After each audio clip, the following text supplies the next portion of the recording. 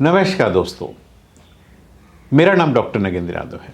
आज का जैसा कि ट्रेंड है, सब लोग जो है एक टेम पैरट्स पालना चाहते हैं, यानी छोटे से ही बच्चे को ला करके अपने आप से जो है हैंड फीड कराना चाहते हैं, ताकि उन्हें लगता है कि बर्ड्स को फर्स्ट डे से ही यदि आप अपने हैंड से फीड कराएंगे तो उसको टेम करने में या बर्ड्स की बॉन्डिंग हमारे साथ होने में बहुत कम टाइम लगेगा और वो बर्ड्स एक अच्छा टेम बनेगा। क्योंकि आपने देखा होगा जो बच्चे पेरेंट्स के नीचे रहते हैं और एक पार्टी जब उनको पेरेंट्स फीड कराते हैं और थोड़ी एक एज के बाद जब आप बर्ड्स को अपने घर लाते हैं तो उनको टेम होने में थोड़ा सा दिक्कत होती है। जो हैंड फीड बर्ड्स होते हैं आप उनको टेम इजीली कर सकते हो। इसलिए हम क्या करते हैं, अक्सर लोग क्या है छोटे बच्चे, क्योंकि उस टाइम देखिए प्राइस कॉस्ट भी बहुत ज़्यादा मैटर करती है। जब आप एक बड़ा एडल्ट बर्ड लेंगे 5-6 महीने का तो उसकी कॉस्टिंग ज़्यादा होगी। आप 15 या 20 दिन का बेबी लेंगे तो उसकी कॉस्टिंग में काफ़ी डिफरेंस होगा। तो इसलिए लोग प्राइस को भी देखते हुए छोटे बच्चों को लेकर के आते हैं और उनके मन में एक डाउट, एक कह सकते हो कि इस तरह की शंका होती है कि छोटा बच्चे को पालना ईजी होता है, उसकी बॉन्डिंग अलग होती है और वो जल्दी हर चीज़ को सीखने की या लर्न करने की कोशिश करता है। लेकिन इसके साइड इफ़ेक्ट क्या होते हैं? देखिए, कभी भी आप छोटा बच्चा लाते हो, सबसे ज़्यादा क्या होता है, एक तो हमें बर्ड्स को हैंड फीड कैसे कराना है इसकी नॉलेज बिल्कुल भी नहीं होती है। और यही एक कारण होता है कि हमारा बर्ड्स हम ले तो आते हैं, हम उसको प्रॉपर डाइट नहीं दे पाते, हमको उसको खिलाने का तरीका नहीं पता और उसको खिलाने के साथ साथ उसमें क्रॉप हम बोलते हैं, बच्चे का जो नेक के नीचे का आप देखो एक पाउच जैसी चीज़ होती है। जब भी बर्ड्स खाना खाता है तो यहाँ पे एक फूल जाता है, उसको हम क्रॉप बोलते हैं। वो एक इंडिकेशन होता है कि आपने कितना फूड खिलाया, उससे आपका बर्ड्स इंडिकेट करता है कि उसका पेट जो पूरा भर चुका है नहीं, यानी उसका बाहर का स्टमक है, ये सिर्फ फिजिकली दिखने वाला स्टमक है। जो इंटरनल स्टमक है तो अंदर की तरफ होता है, लेकिन यहाँ पे केवल फूड स्टोर होता है। यहाँ से धीरे धीरे करके फिर जो है अंदर जो है फूड प्रॉपर स्टमक में जाता है।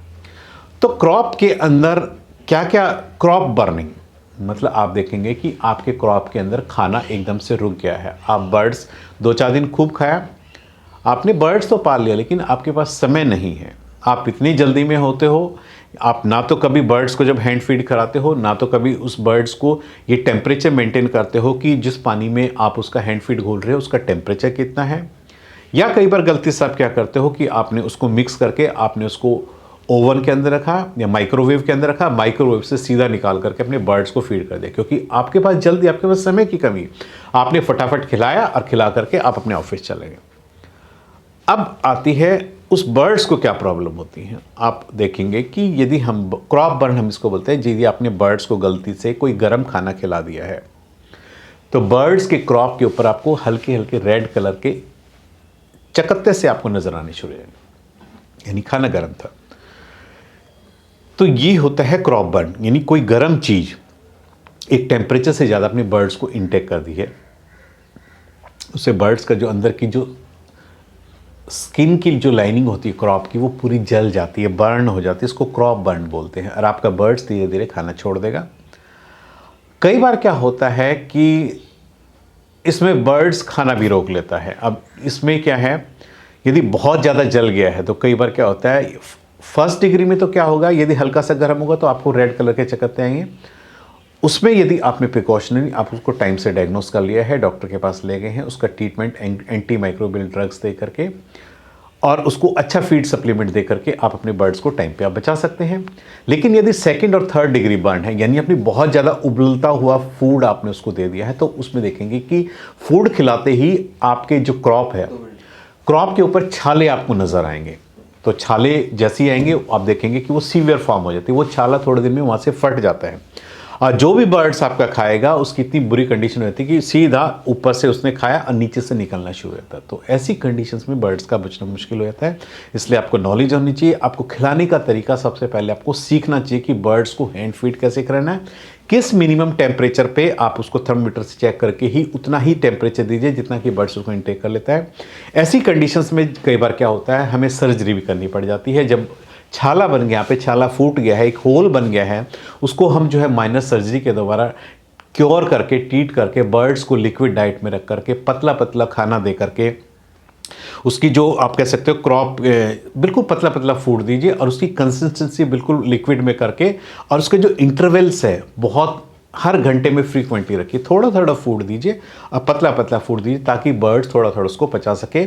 एंट्री माइक्रोबियल्स ड्रग दीजिए। बर्ड्स को फ्लूइड थेरेपी आप दे सकते हैं। बर्ड्स में आप देखेंगे इसमें डिहाइड्रेशन बहुत होता है, ऐसे में बर्ड्स को फ्लूइड थेरेपी की ज़रूरत होती है, यानी सब कट हम उसको डीएनएस वगैरह दे सकते हैं ताकि बर्ड्स के शरीर में पानी की कमी। इसमें बर्ड्स में फेदर्स में आपको देखने को मिलेगा, फेदर्स की क्वालिटी एकदम से खराब होती है। डायग्नोसिस फिजिकल एग्जामिनेशन, बर्ड्स को सामने से देख करके ही आप पता लगा सकते हो कि उसमें किस तरीके से है।